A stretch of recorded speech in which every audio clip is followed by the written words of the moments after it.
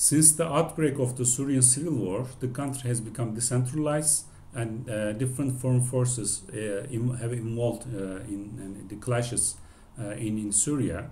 Russia and Iran actively supported the Assad regime in Damascus.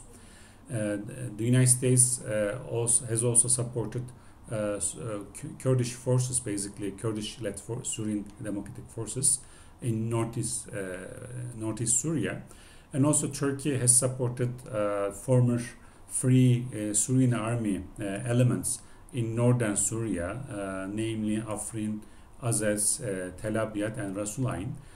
So there are different control areas, but by different groups and countries. In that regard, we cannot say that Syria is a unified country after the outbreak of the civil war.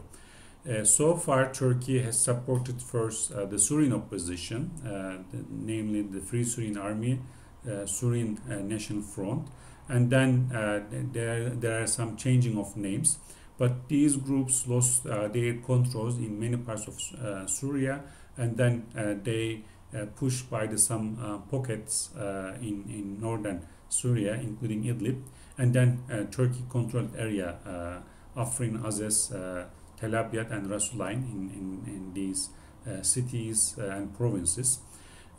Basically, these groups are supported financially and militarily in all means.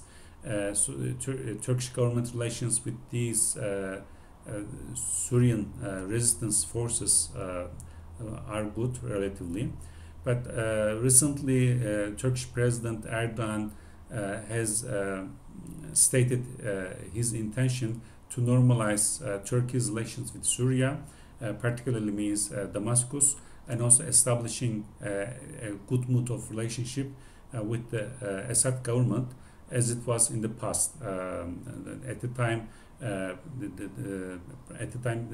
then Prime Minister Erdogan and President Bashar al-Assad had friendly relationship, and Turkish-Syrian relationship was very friendly before 2011. These statements made anger some parts of the Syrian resistance forces in Turkish-controlled area. But these resistance or these reactions now are under control by Turkey and also the Turkey-led groups. But also this is showing that this normalization, Turkish-Syrian normalization, will not be that much easy, because the civil war devastated many things, institutions, identities, and also basically Syrian opposition have a fear that they will be dismantled by Turkey. So then the Turkish government needs to persuade these Syrian resistance groups that Ankara will not abandon them at the sake of the normalization with Syria.